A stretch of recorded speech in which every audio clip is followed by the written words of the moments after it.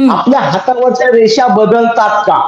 हम्म, हम्म, बरोबर. हम्म, हातावर दोन्ही तळ हातावरच्या रेषा कालमाना स्वरूपानुसार हम्म. त्या रेषेच्या स्वरूपामध्ये बदल होतो. ओके. एखादी अपघात रेषा असेल, हम्म. चंद्र उंचवट्यावर जर रेषा असेल, ती प्रवास रेषा आहे आणि त्या रेषेवर दूषित चिन्ह असेल, तर त्या व्यक्तीला चालताना, त्या व्यक्तीने चालताना, गाडी चालवताना, फिरताना अतिशय काळजीपूर्वक त्या कालखंडामध्ये चालावं. सर परत एकदा सांगा, परत एकदा सांगा, कारण अतिशय महत्वाचा मुद्दा आहे हा. प्रेक्षकांनी प्लीज ह्याच्यावर लक्ष द्यावं. सर सांगा. तर हाताच्या रेषा बदलतात का? हा पहिला प्रश्न आहे. कालमाना स्वरूपानुसार तर हाताच्या रेषेच्या स्वरूपामध्ये बदल होतात.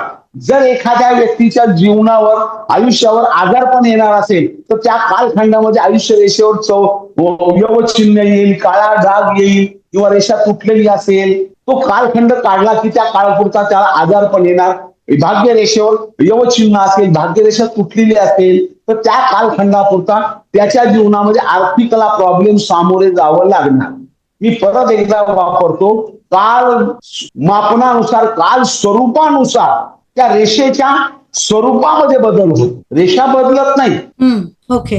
आणि तुम्ही सांगितलं की जर असं काही असेल तर अशा व्यक्तींनी गाडी नीट सांभाळून चालवावी, चालताना काळजी घ्यावी. हे जरा रिपीट करा ना सर. चंद्र उंचवट्यावर प्रवास रेषा आहेत.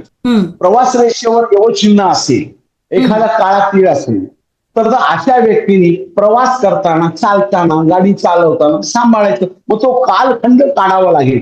कुठल्या वयाच्या दरम्यान, कोणत्या वयाच्या दरम्यान ही घटना घडेल. ओके.